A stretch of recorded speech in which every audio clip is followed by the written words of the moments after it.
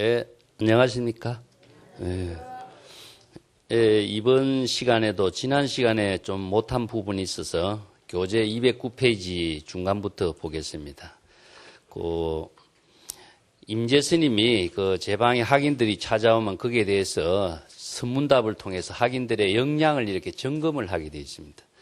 이게 이제 수행자들의 어느 만큼 안목을 갖췄는가, 이 수행자가 어떤 신병을 갖고 있는가, 어떤 선병에 걸려 있는가, 이걸 진단을 해야 되겠죠. 진단하는 것을 이제 선문답을 통해서 진단을 하는데, 우리가 병원에 환자들이 의사 선생님을 찾아가면은 의사 선생님이 질문을 하고 문진을 하죠. 그래서 어느 병에 걸려 있는가, 여기서 선에서는 이게 중생의 신병을 굳이 치료하는 것이니까, 중생의 신병이라고 하는 것, 중생의 신병을 내용으로 본질로 한다면은 어떤 사물을, 진실을 바로 알지 못하는 지적인 착오에서 생기는 병이 하나 있고, 또 감정의 어떤 번뇌가 있고, 이 두 가지가 있습니다. 그래서 두 가지 신병이 있는데, 지적인 착오를 해결하는 것은 불교 공부를 하면 좀 쉬운데, 감정적으로 일어나는 번뇌, 망념을 제어한다는 것은 참 어려워요. 그래서 이 두 가지 신병을 갖고 있는 중생을 치료하기 위해서 선지식이 진단을 하는 거죠. 어떻게 진단하냐면은 불법으로만 진단하게 되어 있습니다. 다르게 진단하면은 진단이 착오가 생겨요. 그래서 불법으로 진단을 하게 되어 있는데, 진단하는 방법은 선문답을 통해서 하는 거죠. 그래서 어디서 왔는가 이렇게 해서 질문을 하면은 그가 바로 중생심으로 대담한다든가 어떤 대상 경계에 집착을 한다든가 이런 진단이 나오죠. 그래서 선문답을 하게 됩니다. 그게 따른 이제 진단을 하는데, 임재선사는 수행자들이 어떤 선병에 걸려 있는가, 어떤 신병에 걸려 있는가, 이 두 가지를 이제 세 가지로 나누어서 이야기하고 있습니다. 여기서는 이제 이것을 또 선에서는 선병이라는 말을 씁니다. 선병이라는 것은 참선 수행을 하면서도 참선 수행을 바른 불법의 지혜로 치료할 수 있는, 불법의 지혜를 쓸 수 있는 안목을 갖추지 못했을 때 생기는 병을 또 선병이라고 그래요. 그래서 신병과 선병을 진단하는데, 그 수행자들이 방편의 법을 제시하기도 하고 경계를 뺏기도 하고 또 안목을 갖추면은 독자적인 자신의 지혜로운 삶을 살도록 그대로 지켜봐주기도 하고 이런 거죠. 그래서 여기서 지켜봐준다라고 하는 것 자체는 자신이 그러한 능력을 갖추고 있기 때문에 응시해 주는 겁니다. 간섭을 하지 않는다는 이야기죠.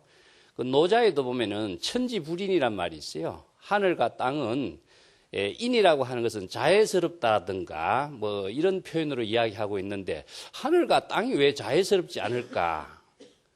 좀 이상하게 들릴 수도 있죠.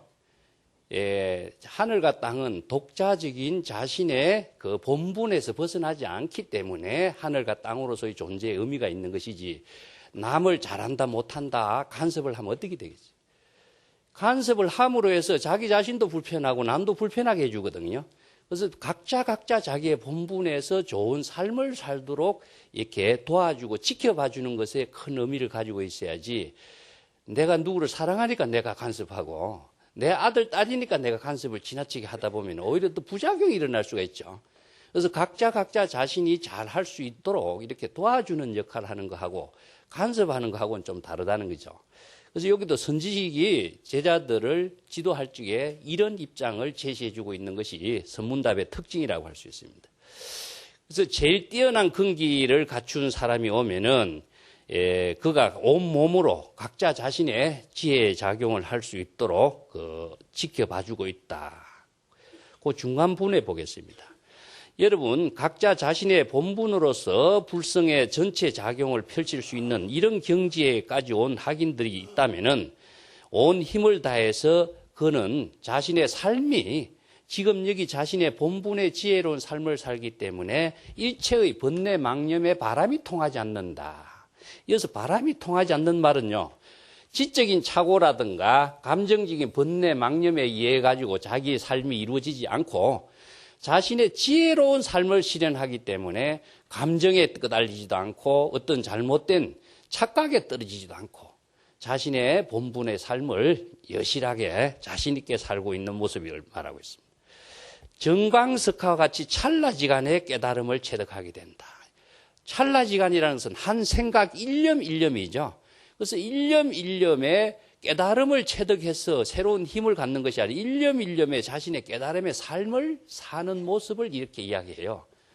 깨달음을 체득하지 못하면 중생심에 떨어져 가지고 지적인 착오에 떨어지거나 감정에 떨어져서 자신의 본분을 잃어버리기 때문에 자신의 삶을 살 수가 없는 중생이 되어버리죠. 그러나 만약 수행자가 잠깐이라도 사량분별, 의심을 일으키거나 불법에 대한 진실을 확신을 갖지 못했을 때 일어나는 것이 의심입니다. 그래서 이게 의심에 모든 착오가 생겨요. 의심을 일으키는 것이 하나의 신병에서도 의심이라고 그러는데, 의심이 일어나면은 지적인 착오에 대한 의심이 일어나고 감정적인 문제도 의심이 일어나게 돼 있어요. 그래서 의심이 신심과 반대되는 그 표현이죠. 그래서 중생은 모든 것을 의심과 사량 분별 속에서 살고 있고, 또 지혜로운 사람은 철저한 불법에 대한 확신을 가지고 있기 때문에 일체 경계나 차별 분별의 대상 경계에 의심을 일으키지 않는다 하는 겁니다. 그 수행자가 사량 분별과 의심을 일으키면은 눈만 깜빡여도 본래심과 지혜 작용과는 어긋나게 된다. 그래서 찰나지간의 의심이 일어나면은 바로 진여의 지혜는 상실하게 된다. 중생의 번뇌 망념에 떨어지게 된다. 마음으로 무엇을 하려고 한다면은, 무엇이 하려고 한다라고 하는 것은 뭐 의지적인 작용이죠. 부처가 되려고 한다든가 도를 구하려고 한다든가 깨달음을 얻으려고 한다든가 하는 목적의식적인 사고가 일어나게 되면은 이것이 바로 자신의 본분과는 어긋나게 되기 때문에 망념이 일어나서 본래심과 어긋나게 된다. 그래서 여기서 어떤 생각을 그럼 일으키지 않고 하는 것은 그럼 무엇이냐 하면은요, 번뇌 망념이라는 것은 확신을 갖지 못하고 일어나는 생각을 다 의심이라고 그러고 있어요.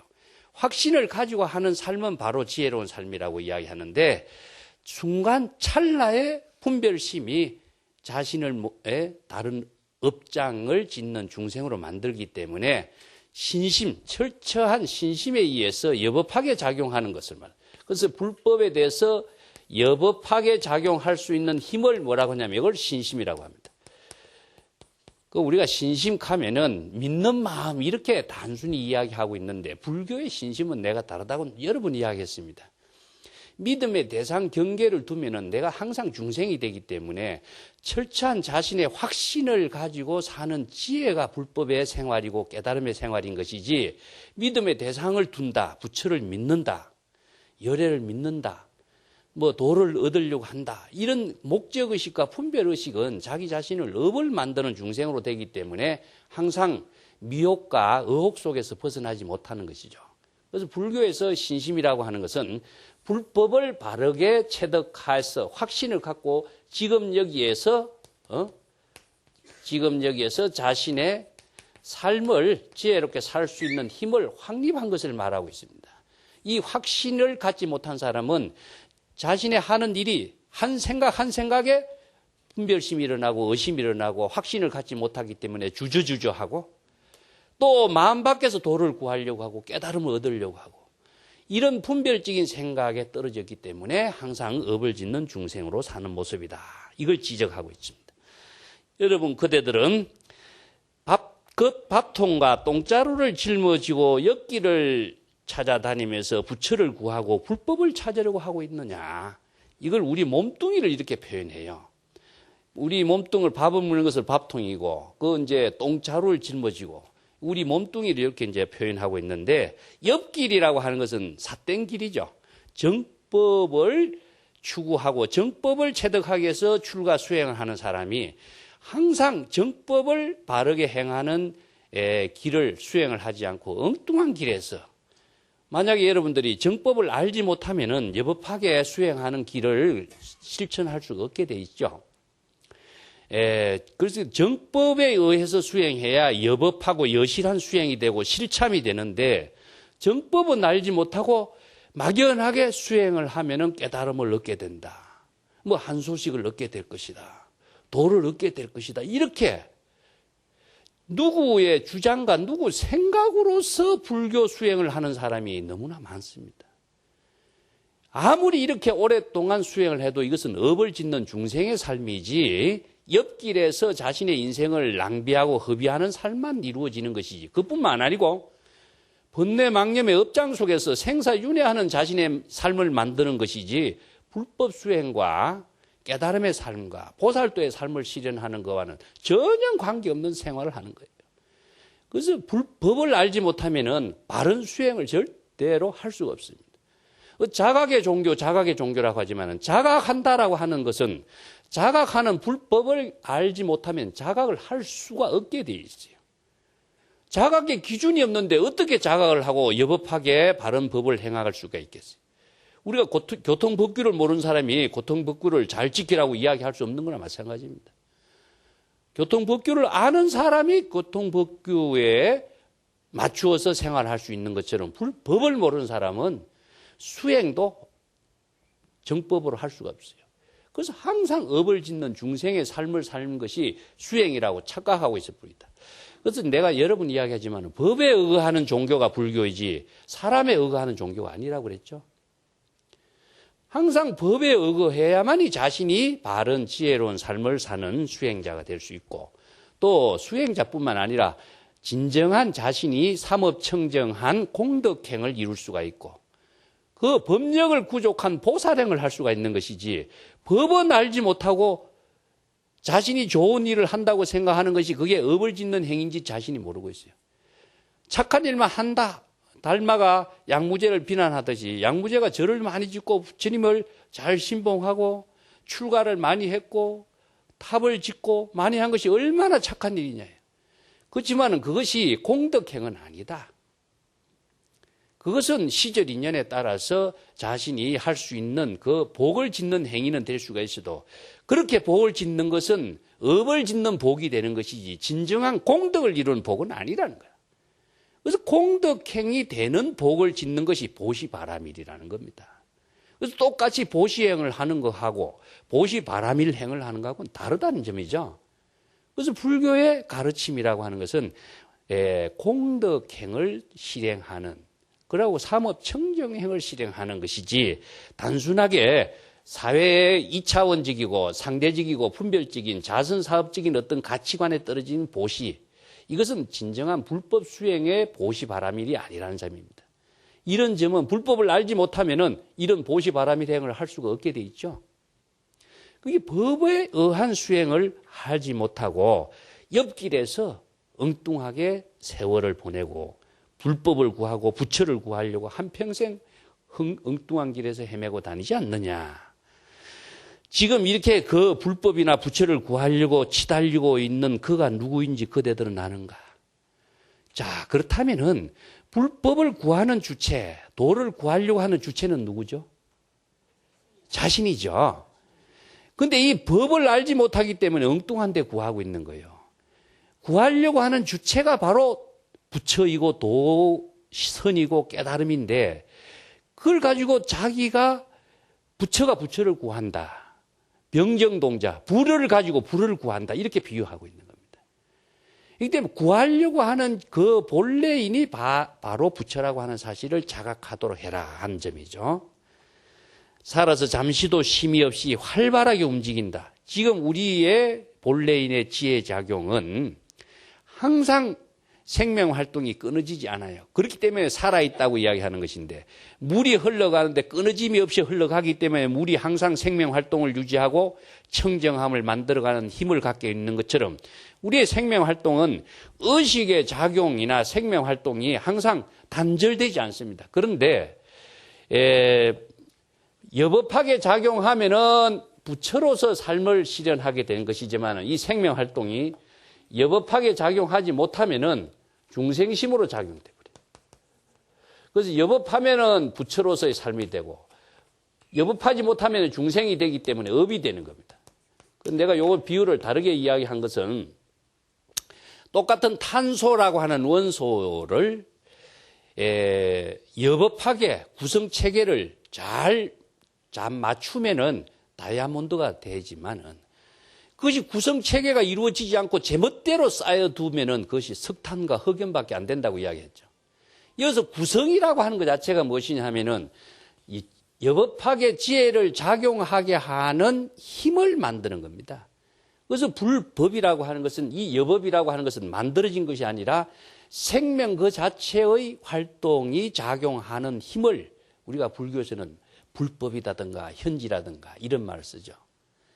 그 본분사라고도 이야기하고, 자기 시절 인연의 본분사 그 자체를 이제 여법이라고도 이야기하는데, 이 본래인이라고 하는 말을 쓰는 것은 우리가 진여의 지혜를 사람 인자에다 붙여가지고 본래인이라든가 무의진인이라든가 이런 말로 표현하고 있습니다. 이거 말고는 현실성이 있는 언어가 더 정확하게 표현할 수가 없어요.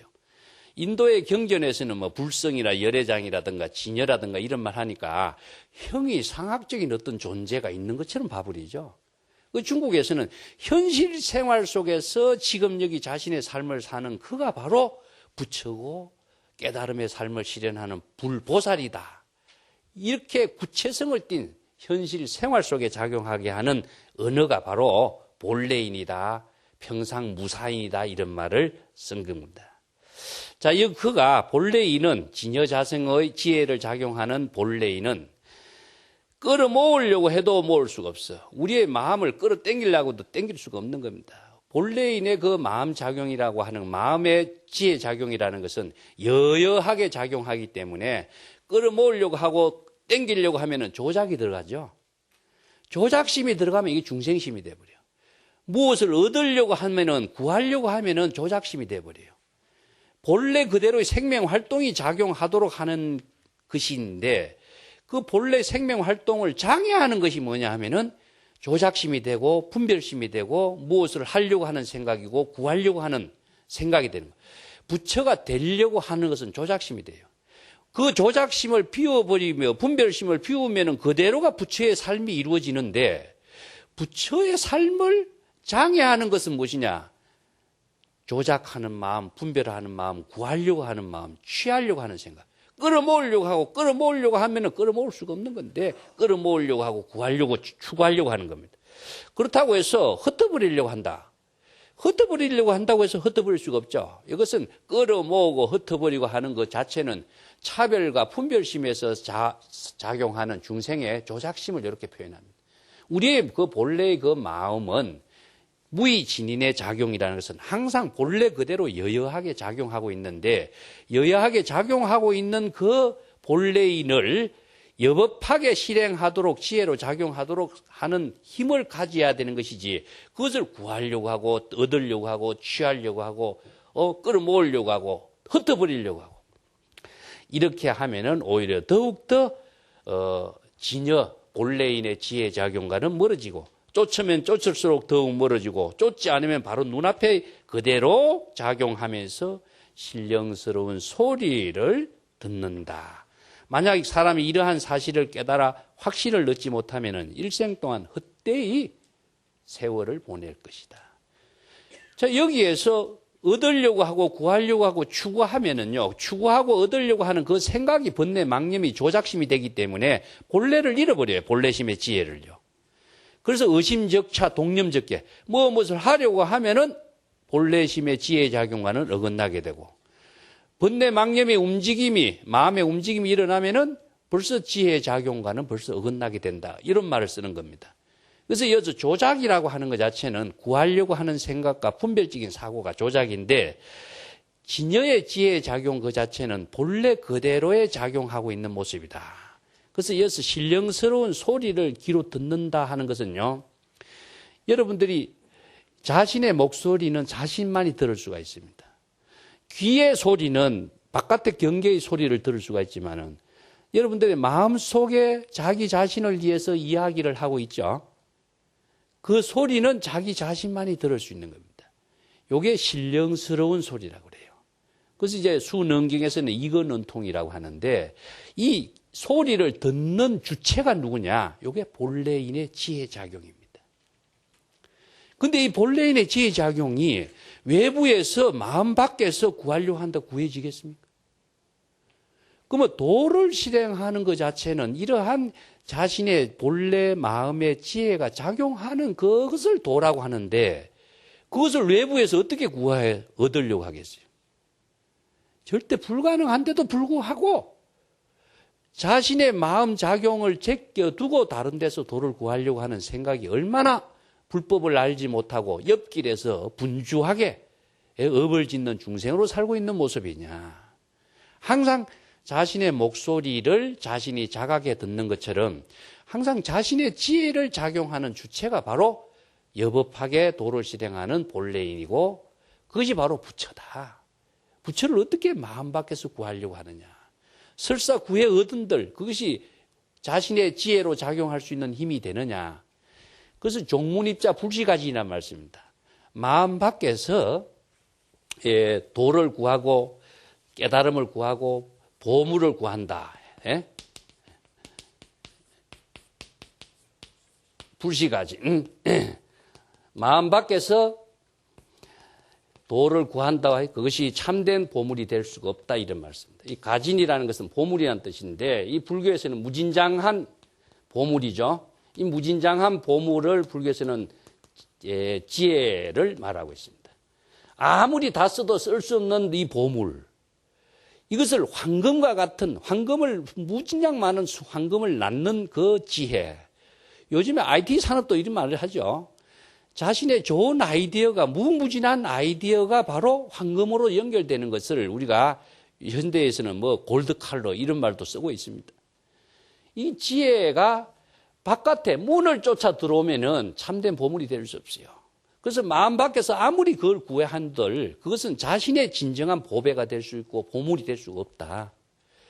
진정한 보배, 보물, 지혜는 자신이 마음으로 여법하게 작용할 수 있는 안목을 구족했을 때 이루어지는 보물인 것이지 이걸 마음 밖에 구한들 마음 밖에 들어온 것은 인연에 따라서 잠깐 들어올 수는 있어도 그것이 인연에 따라서 또 나가게 돼 있기 때문에 아무리 그걸 지키려고 하면 지킬수록 더 지키질 수가 없는 거고 그것을 지키려고 하는 어리석음 때문에 자신이 정신병자가 된다는 이야기 내가 지난번에 했어요. 그래서 사용하는 지혜를 가져야지 보존하는 지혜는 아무런 쓸모가 없습니다. 내가 그 두 형제의 황금 이야기 했죠. 예?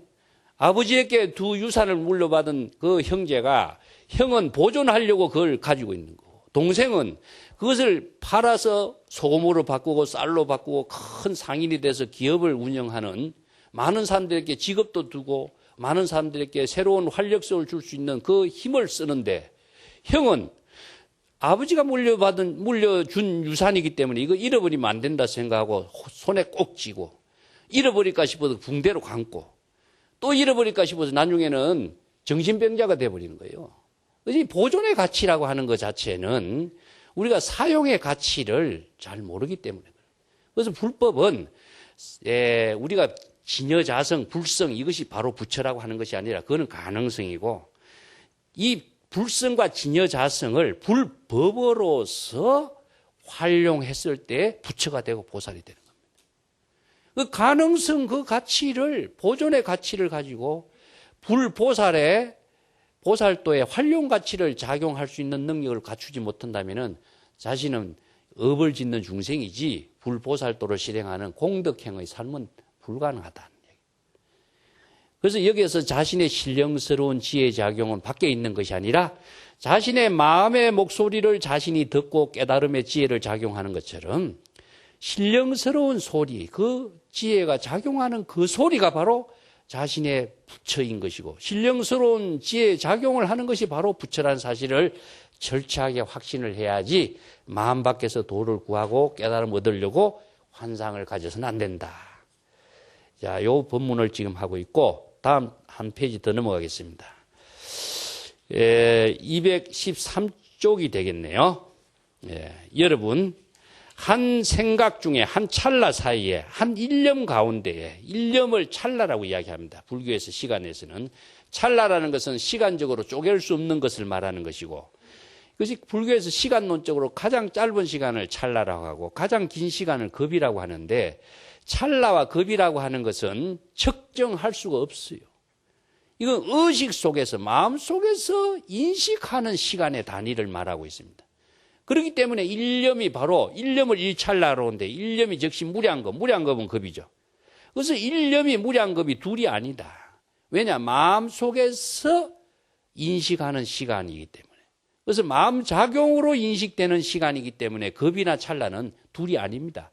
근데 이것을 무량겁을 수행하고 상아성지겁을 수행해야 부처가 된다 하니까 삼아성지겁을 어떻게 수행해야 할지, 상아성지겁을 측정할 수가 없고 청량할 수가 없는 시간을 어떻게 인식할 수 있겠어요?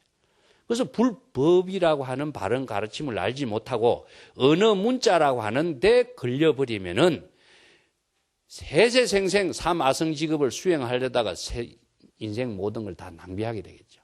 그래서 법에 의한 수행을 한다. 그래서 한 생각, 일념 찰나 중에 곧바로 어디에 우리가 의식의 작용이 이루어지냐면은 연화장 세계, 연화장 세계는 연꽃으로 장엄된 세계죠. 칠보로 장엄된 세계, 연꽃으로 장엄된 세계가 극락정토입니다. 또 한 찰나지간에 비로자나 국토에 들어가고 비로자나 법신불의 세계, 깨달음의 비로자나는 법신이니까 각자 깨달음의 세계에 들어가고 또 해탈을 일체 번뇌 고통을 벗어난 해탈의 국토에 들어가고 또 신통묘용의 국토에 들어가고 신통묘용은 지혜 작용을 실현하는 신통묘용의 국토에 들어가고 청정한 국토에 들어가고 법계에 들어가고 깨달음의 세계를 법계라고 합니다. 이 법계라는 것은 우주 법계란 말을 하는데 시간적으로는 과거, 현재, 미래 3세고 공간적으로는 시방 입체적이기 때문에 우주 전체와 자기와 하나 된 그 경지를 법계라고 합니다. 그 다음에 액토, 중생의 더러운 번뇌 망념의 세계에도 들어가기도 하고 정토 깨끗한 세계에도 들어가고 범부의 경지에도 들고 성인의 경지에도 들고 악이나 축생의 세계에도 들어간다. 한순간 찰나지간에 이런 뜻이에요. 요거는 우리의 의식 세계 속에서는 육도 윤회를 하고 있는 모습을 이렇게 표현하고 있어요. 그래서 불교의 윤회는 신법의 윤회라고 그랬죠. 한 생각 가운데에 육도 윤회를 하고 있는 모습이 중생이다. 그래서 중생은 마음으로 극락에 갔다가 지옥에 갔다가 축생에 갔다가 온갖 것을 한 생각 찰나지간에 돌아다니는 모습을 의식에 이렇게 작용하고 있는 모습을 신법의 윤회라고 합니다. 의식 속에 윤회하고 있는 모습이 중생이기 때문에 그래서 화엄경의 일체 유심조, 일체의 모든 것은 우리가 마음으로 조작하고 짓는 겁니다. 그 세계가 따로 존재하는 세계라고 하는 것이 아니라 자기가 마음으로 만들어서 낸 세계다. 그래서 마음은 마치 유명한 그림을 잘 그리는 화가와 같다. 화가가 자기가 마음에 내킨 대로 그림을 그려내는 것과 같다. 그래서 이것이 중생이 번뇌 망념의 한 생각 한 생각에 지옥하기 축생, 극락세계, 천당 어디라도 의식하면 그 세계가 만들어지는 거죠. 그래서 의식하고 있는 그 세계에 들어간다 이렇게 표현해요. 한 생각이 이런 육도윤회 세계에 돌아다닌다.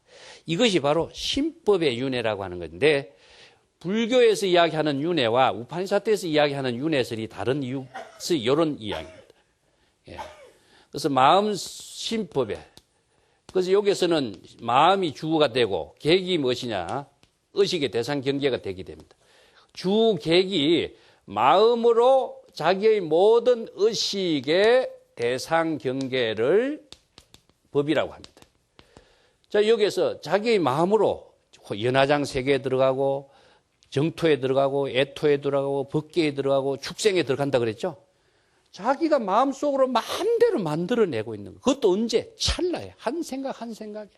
이것이 바로 중생이 일체 유심조의 법을 만들고 마음의 법으로서 작용하고 있는 세계가 무엇이냐? 바로 윤회를 만들어낸다.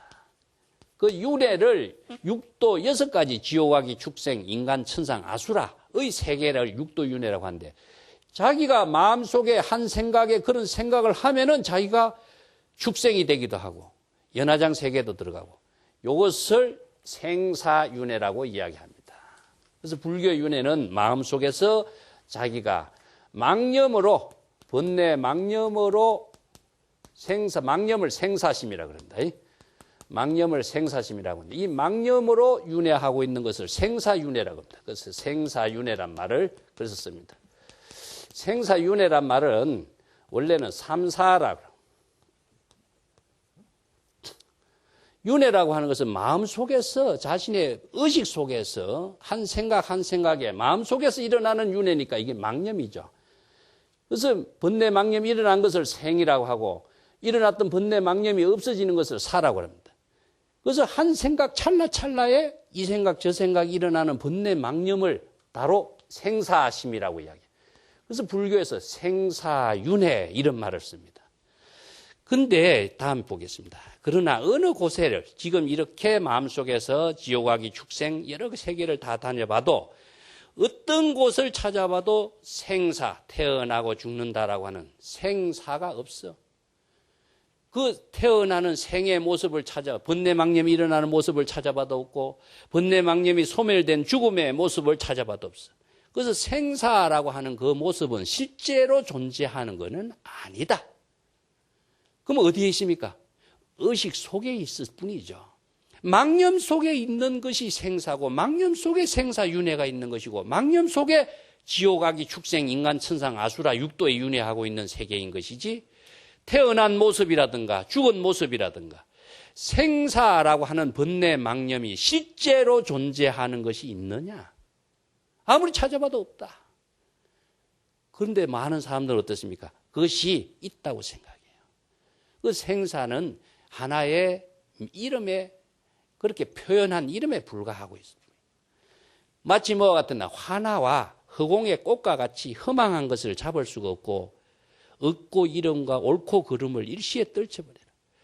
이게 마음속에 일어났던 여러 가지 생각이나 생사망념이나 지옥하기 축생에 왔다 갔다 하는 그 한 생각 한 생각 생사심은 실제로 존재하는 세계가 아니고 화나와 같아. 헛개비와 같고 꿈속에서 이루어진 일과 같고 존재하지 않는 세계인데 중생은 어떻습니까? 그것이 존재한다고 생각하고 있죠. 부처라고 하는 생각을 하면 부처가 존재한다고 생각하고 부처를 구하려고 하고 있는 거고 깨달음이라고 하는 것이 있다고 하니까 깨달음이 무엇이 있는 것이냐 생각하고 그것을 구하려고 하고 있고 도를 얻어야 된다 이런 말 하니까 도를 얻어야 할 도가 있는 것처럼 생각하고 그 도를 추구하고 있는데 이것이 바로 중생의 모습이고 생사심에 허덕이고 있는 중생의 윤회하는 모습인데 그 윤회하는 실체가 있느냐? 없다.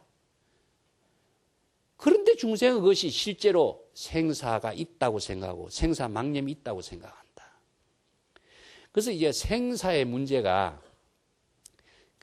오늘날 많은 언어로서 착각을 하고 있는 것입니다. 이건 첫째로 뭐냐면 윤회라고 하는 말을 생사로 번역했는데 이 말을 잘못 이해해가지고 생사를 태어나고 죽는다 이런 글자로 보니까 육체적으로 태어나고 죽는 것으로 이해해버렸어요. 그래서 생사를 자유자재해야 고성이다. 돌아가실 적에 앉아서 죽고 서서 죽고 해야 생사해탈한 경지다. 여러분들 그렇게 알고 있는 분 많죠? 그 착각이 중생심이야. 이 불법을 알지 못하니까 그렇게 알고 있는 거예요. 불법으로 알지 않고 말로 알고 남의 말을 들어서 알고 그것이 그냥 진실인 것이 그냥 헤매고 있는 것이 중생이다. 이거. 생사 없다. 생사 망념은 화나와 같아. 헛개비와 같고 꿈속에 있고 아지랑이 같고 실제하지 않는데 실제하는 것처럼 착각하고 있는 것이 중생이다. 그렇기 때문에 이 문제를 해결하기 위해서 도를 불교 공부를 해야 되는데 정법으로 하면 또 다행이야. 누구 말만 듣고 사법을 갖고 하는 거예요. 옆길에서 헤매는 것이 자기는 정법이라고 착각하고 있어. 확인할 길이 없어. 이 중생은 본대로 들은 대로밖에 못 살아요. 그게 선지식을 잘 만나야 본대로 들은 대로도 정법으로 가. 잘못 만나면은 본대로 들은 대로 엉뚱한 길에서 한평생 귀중한 삶을 낭비하게 되겠죠. 그래서 날짜마다 좋은 국토 밝은 스승 만나면 이런 말 하는 겁니다. 근데 항상 정법, 불법이라고 하면서 왜 정법과 불법은 모르고 엉뚱한 길에서 헤매느냐. 생사가 실제하는 것으로 착각하지 마라. 얻으려고 하는 거, 구하려고 하는 거, 잃어버렸다, 얻었다. 또 옳고 그름, 이러한 것은 모두 중생의 차별 분별심으로 이루어진 것이지 실제 하는 것이 있느냐? 얻었다고 해서 얻은 것이 있고 잃었다고 해서 잃은 것이 있느냐? 얻고 잃었다라고 하는 생각은 중생심의 분별 망상으로 생긴 하나의 얻고 잃음인 것이지 우리의 본래로 되돌아가면 얻고 잃어버리는 것이 없어. 그래서 나는 불교에서는 비운다 하는 말을 나는 포기하라고 내 그러죠. 얻고 잃어버렸다. 내 이 생각 여러분 포기해버리세요.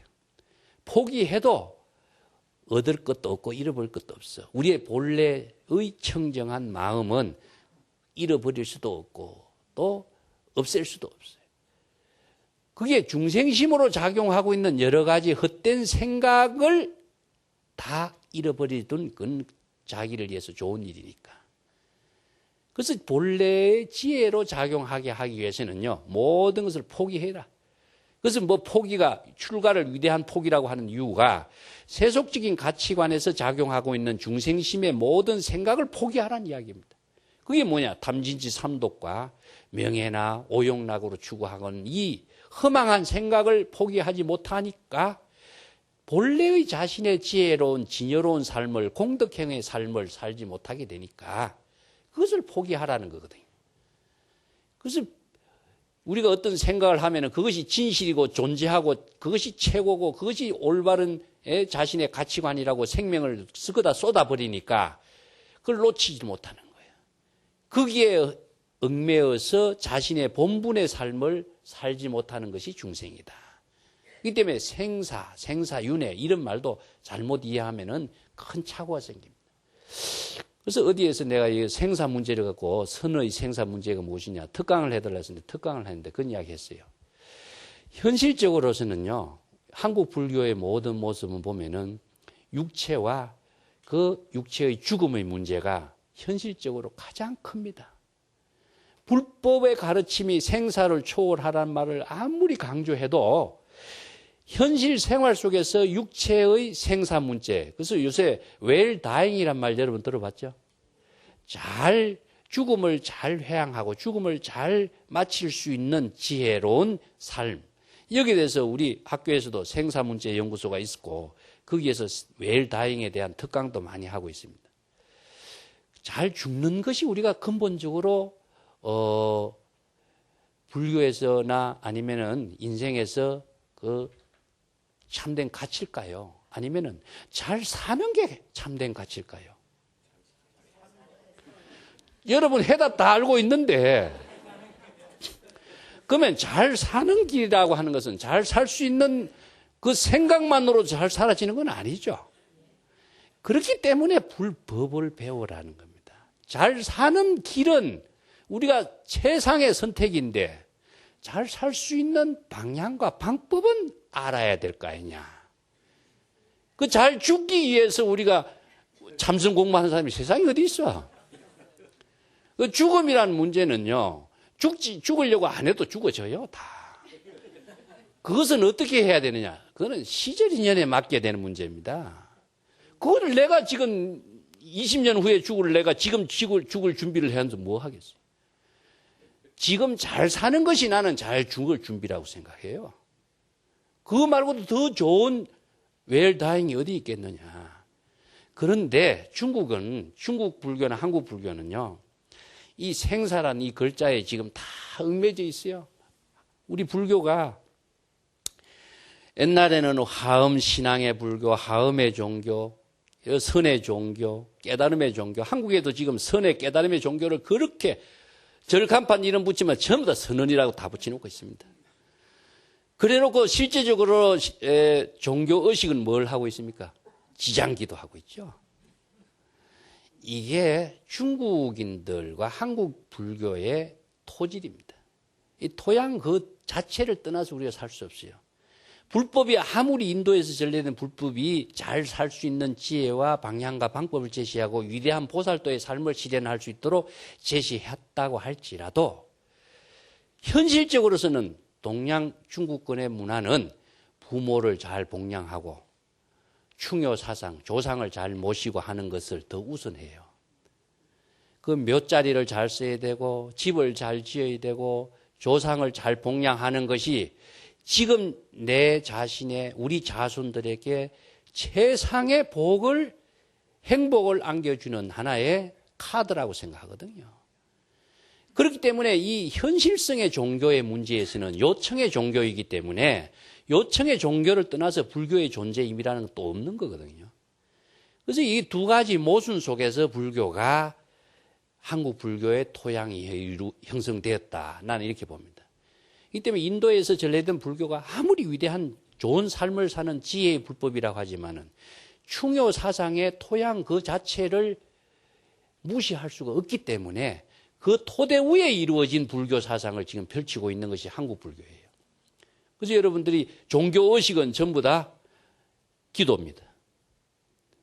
천도제고 49제를 지내고 그 위에 우리들의 자신의 개인적인 지혜로운 삶은 불법이죠. 그래서 이 두 가지 문제가 하나로 조화 있게 발전된 종교가 한국 불교의 모습이고요. 그래서 49제를 부모를 위해서 천도제를 지내지 않고서는 불교인으로서 윤리나 도덕의 가치관의 삶을 실현할 수 없어요. 아무리 불법을 가지고 위대한 지혜를 갖고 산다고 할지라도 충효 사상의 토대를 벗어나서 살 수가 없습니다.